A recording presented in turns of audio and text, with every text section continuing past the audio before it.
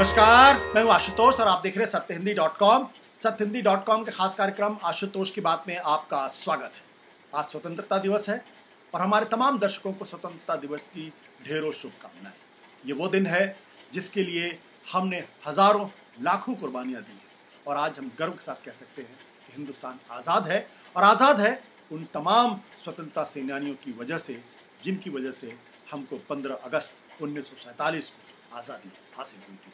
ये दिन हमें कभी नहीं भूलना चाहिए। और आज का दिन इसलिए भी खास है क्योंकि देश के प्रधानमंत्री नरेंद्र मोदी और देश के सभी प्रधानमंत्री 15 अगस्त के दिन लाल किले से देश को संबोधित करते हैं और इस संबोधन में देश को भरोसा देने की कोशिश की जाती है कि देश सुरक्षित हाथों पर है।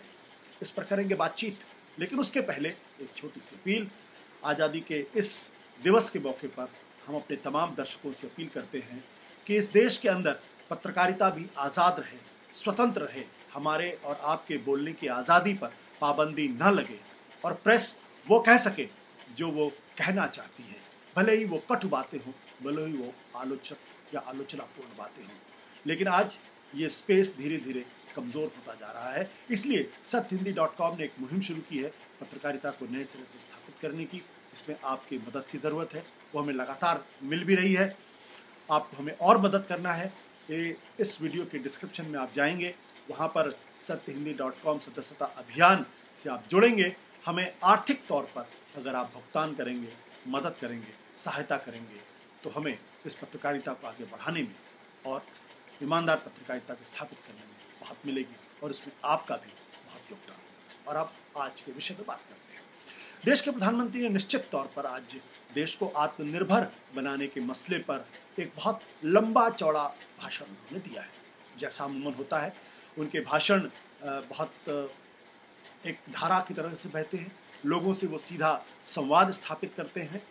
उन्होंने भरोसा देने की कोशिश की कि भले ही कोरोना का वक्त हो, भले ही अर्थव्यवस्था की स्थिति बहुत अच्छी ना हो, भले ही सीमा पर चीन इस वक्त राष्ट्रीय सुरक्षा का सवाल खड़ा है, लेकिन देश आने वाले दिनों में तभी दुनिया के नक्शे पर अपनी मजबूती को स्थापित करेगा और अपनी बुलंदी को छुएगा जब वो आत्मनिर्भर होगा।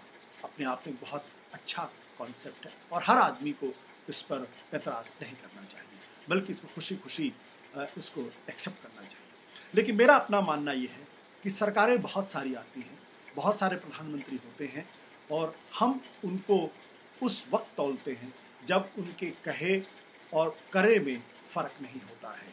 जब जो बात पॉलिसी डिसीजन अनाउंस करते हैं ज़मीन पर अगर वो दिखाई पड़ने लगता है, तब शायद उनका मुकम्मल एवेल्युएशन करना चाहिए।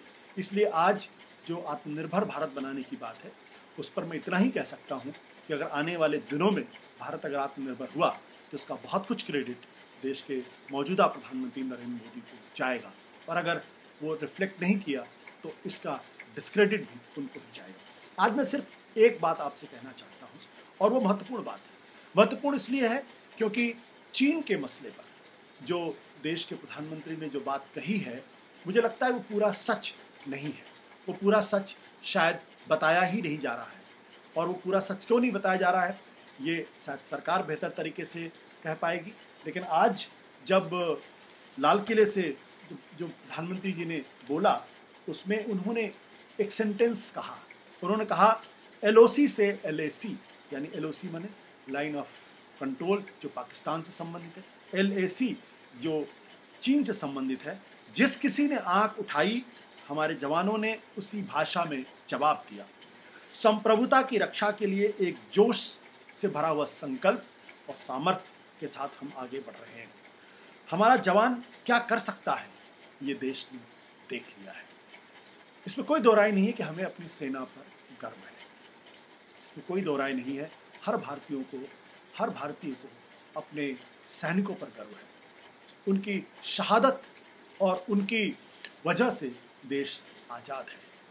लेकिन एक सच ये भी है और उस सच को बताया जाना चाहिए और उस सच के लिए शायद हमारे जो हुक्मरान हैं वो ज़्यादा जिम्मेदार हैं। उसके लिए मैं सेना को जिम्मेदार नहीं मानता हूँ।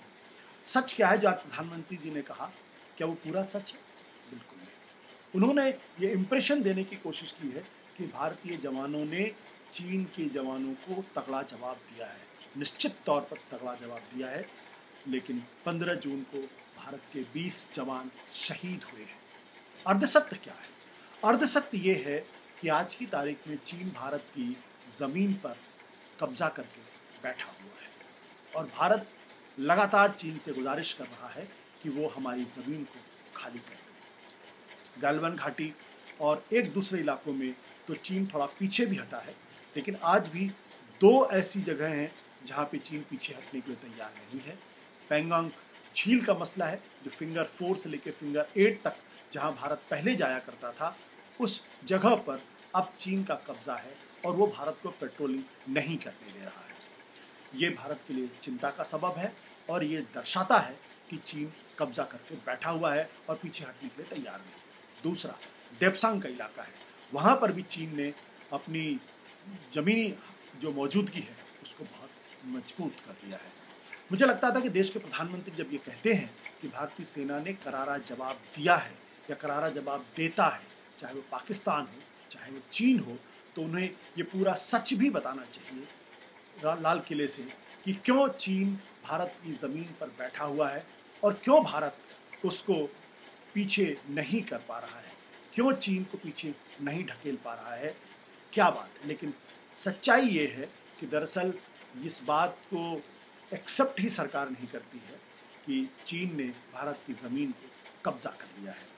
जब ये बात हुई उसके बाद मैं टीवी चैनल पर था और वहाँ पर जब इस मुतल्लिक सवाल पूछा गया तो मैंने यही सवाल उठाया कि आधा सच बोला गया है, पूरा सच नहीं बोला गया है और चीन हमारी ज़मीन पर कब्जा करके बैठा हुआ है।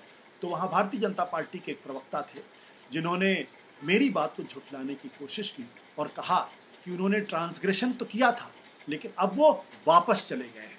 यानी एक झूठ बोला गया। प्रधानमंत्री जी की तरफ से अगर अर्धसत्य था तो बीजेपी की तरफ से झूठ बोला गया कि चीन अब भारत की ज़मीन पर नहीं बैठा हुआ है। मैंने उस वक्त उनके सामने एक बात कही और मैंने कहा कि अगर ऐसी ही बात है, अगर जो बात आप कह रहे हैं वो सच है, तो क्या कारण है कि पिछले दिनों रक्षा मंत्रालय की वेबसाइट पर ये जानकारी आई और उसके बाद जब उस पर हंगामा हुआ तो उस जानकारी को विड्रॉ कर दिया। मैंने पहले भी इस बारे में आपको जानकारी दी, लेकिन आज मुझे लगता है कि फिर इस बात को आपके सामने रखना चाहिए क्योंकि सवाल देश की मातृभूमि का है, सवाल देश की ज़मीन का है, सवाल हमारे और आपके के मुल्क का है। अगर हमारी और आपके ज़मीन पर कोई आदमी कब्जा करके बैठा हुआ है तो ये हमारे और आपके लिए तकलीफ़ की बात है और इसे पूरे देश को बताना चाहिए और देश को जानना चाहिए और सरकार को इस बात को छिपाना नहीं चाहिए। मैंने जब इस बात पे कन्फ्रंट किया, मैंने उनसे कहा कि भाई ये डिफेंस मंत्रालय की जो रिपोर्ट थी उनकी वेबसाइट पर, उसमें 4 पैराग्राफ थे और 4 पैराग्राफ बिल्कुल स्पष्ट तौर पर कहते हैं कि अभी भी चीन हमारी ज़मीन पर बैठा हुआ है। मैं फिर से आपको रिपीट करके पढ़ के बता देता हूँ। इसका पहला पैराग्राफ कहता है, Chinese aggression has been increasing along the LAC and more particularly in Galwan Valley since 5th May 2020. The Chinese side transgressed in the areas of Kungrang Nala, Gogra and north bank of Pangang Lake on 17-18 May 2020. यानी 17-18 मई को कुंगरांग नाला, Gogra, पैंगांग show पे जो है वो चीनी घुस के अंदर आ गए थे।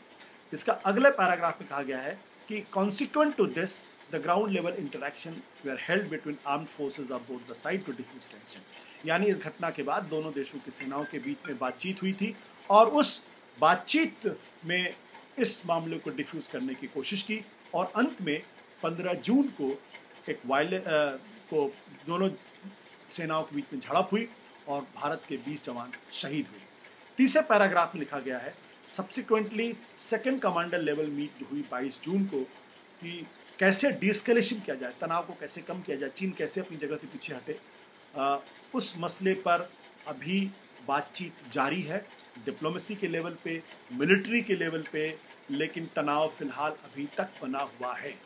यानी जो बात बीजेपी के प्रवक्ता महोदय टीवी चैनल्स पर आकर कह रहे थे कि चीन वापस चला गया है, वो साफ झूठ बोल रहे थे, देश को गुमराह करने का काम कर रहे थे। मैं ये नहीं कहूँगा कि देश के प्रधानमंत्री ने झूठ बोला, देश के प्रधानमंत्री ने आधा सच बोला, लेकिन बीजेपी के प्रवक्ताओं की ये जो कोशिश है, ये कोशिश ठीक नहीं है। और अगर ऐसा है, चीन अगर वापस चला गया है, तो फिर मैं जो ये आज का अखबार है टाइम्स ऑफ इंडिया, इसमें ये इस तरीके की जो खबरें क्यों छप रही हैं, और इसमें लिखा गया है कि Indian envoys meet PLA brass seeks status quo. Seeks status quo, इसका मतलब ये कि चीन अभी भी भारत की ज़मीन पर बैठा हुआ है, वापस नहीं गया है। और भारत में जो चीन में जो भारत के राजदूत हैं, जिनका नाम है विक्रम मिस्री, वो वहाँ के सरकार के लोगों से, नुमाइंदों से बात करके उनको समझाने की कोशिश कर रहे हैं कि आप फिलहाल वापस अपनी जगह पे चले जाइए। और चीन अभी भी मानने के लिए तैयार नहीं है। चीन के विदेश मंत्री हैं वांग यी, ये अखबार लिखता है। वांग यी ने एक जो चाइनीज एम्बेसी के एक बुलेटिन है, उस बुलेटिन में लिखा है, और उन्होंने कहा है कि भारत दरअसल जो है ये हमलावर है, भारत ने गलतियां की हैं। We urge India to conduct thorough investigation, hold violators accountable, strictly discipline frontline troops and stop provocating acts to ensure such incidents won't occur again. यानी वो भारत को जिम्मेदार ठहरा रहा है। ये चीन की हिम्मत है, चीन का विदेश मंत्री ये बात कह रहा है। और इतना ही नहीं, इसके बाद जो चीन के जो भारत में राजदूत हैं, वो भी कमोवेश इसी तरीके की बात कर रहे हैं। यानी स्थिति अभी भी तनावपूर्ण बनी हुई है, और उसमें किसी तरीके की कोई कमी नहीं दिखाई पड़ रही है। 5 राउंड की बातचीत हो चुकी है, और उस 5 राउंड की बातचीत के बाद आगे का रास्ता क्या हो, ये अभी दिखाई नहीं पड़ रहा है। इस बीच एक चीज़ और डेवलपमेंट हो गई है, वो ये कि जो 5 राउंड की बातचीत भारत और चीन के कमांडर्स के बीच में हुई थी, और जो भारत के national security adviser Ajit Doval और चीन के जो स्टेट रिप्रेजेंटेटिव हैं वांग यी, जो बहुत हाई लेवल की बातचीत, शिखर वार्ता के से थोड़ी नीचे की बातचीत है, वो बातचीत भी अब लगभग एक तरीके से ख़त्म हो गई है। क्योंकि चीन ने स्पष्ट तौर पर ये कह दिया है कि वो फिलहाल अप्रैल के पहले की स्थिति में जाने को तैयार नहीं है। एक तरीके से डिप्लोमेटिक, राजनयिक स्तर पर एक रुकावट सी आ गई है, और आगे का रास्ता क्या होगा ये अभी समझ में नहीं आ रहा है। ये जो बर्फ जमी हुई है, ये जो रुकावट आ गई है, इस रुकावट को दूर करने के लिए चीन में भारत के राजदूत विक्रम मिस्री, इन्होंने पिछले दिनों 2 तरीके की मीटिंग की है। एक जो वहाँ की कम्युनिस्ट पार्टी है, कम्युनिस्ट पार्टी के सेंट्रल कमेटी के जो डिप्टी डायरेक्टर है प्रोपेगेंडा के, उनसे मुलाकात की और उनको समझाने की कोशिश की है, उनको बात कि क्यों चीन को अपनी जगह से पीछे हटना चाहिए। साथ ही साथ उन्होंने कम्युनिस्ट पार्टी में जो सबसे पावरफुल बॉडीज़ में से एक मानी जाती है, जिसको कहते हैं सेंट्रल मिलिट्री कमीशन, तो सेंट्रल मिलिट्री कमीशन में जो international military cooperation of the central military commission में वहाँ के मेजर जनरल रैंक के ऑफिसर हैं, डायरेक्टर हैं, उनसे मुलाकात की है, उनको समझाने की कोशिश की जा रही है। यानी भारत की तरफ से राजनयिक स्तर पर ये पूरा प्रयास किया जा रहा है कि चीन को समझाएं कि वो वापस भारत की ज़मीन को छोड़कर पुरानी स्थिति में पहुंच जाए। अब अगर ये स्थितियां चल रही हैं, अगर भारत और चीन के बीच मुलाकात के दौर चल रहे हैं, अगर 5 राउंड की मीटिंग के बाद रुकावट आ गई है, तो फिर बीजेपी के प्रवक्ता किस लिहाज से ये बात टीवी चैनल पर आकर कहते हैं कि चीन वापस अपनी ज़मीन पर चला गया है और भारत की ज़मीन पर उसका कोई कब्जा नहीं है। इसका मतलब स्पष्ट है कि प्रधानमंत्री ने तो देश की गरिमा को ख्याल रखते हुए उस मौके पर शायद वो बात कहना उचित नहीं समझा, लेकिन बीजेपी के प्रवक्ता खुलेआम इस तरीके से झूठ प्रोपेगेट क्यों कर रहे हैं, ये 15 अगस्त के मौके पर कम से कम देश को शोभा नहीं देता है। और उनको भी देश को तो खैर बात समझते हैं वो, लेकिन बीजेपी को कम से कम ये बात शोभा नहीं देती है। अगर उनको आज के मौके पर बात नहीं भी कहनी चाहिए तो कम से कम इस बात को किसी और तरीके से कह के वो निकल सकते थे। लेकिन अगर लगातार अगर वो ये कहेंगे कि चीन भारत की ज़मीन पर कब्जा करके नहीं बैठा हुआ है, तो ये झूठ है, और ये एक पत्रकारिता की ये जिम्मेदारी है कि देश को बताए कि सच क्या है और झूठ क्या है। नमस्कार, धन्यवाद, शुक्रिया। सत्य हिंदी के और वीडियोस को देखने के लिए हमारे YouTube चैनल को सब्सक्राइब करें और सीधे नोटिफिकेशन पाने के लिए बेल आइकन दबाएं।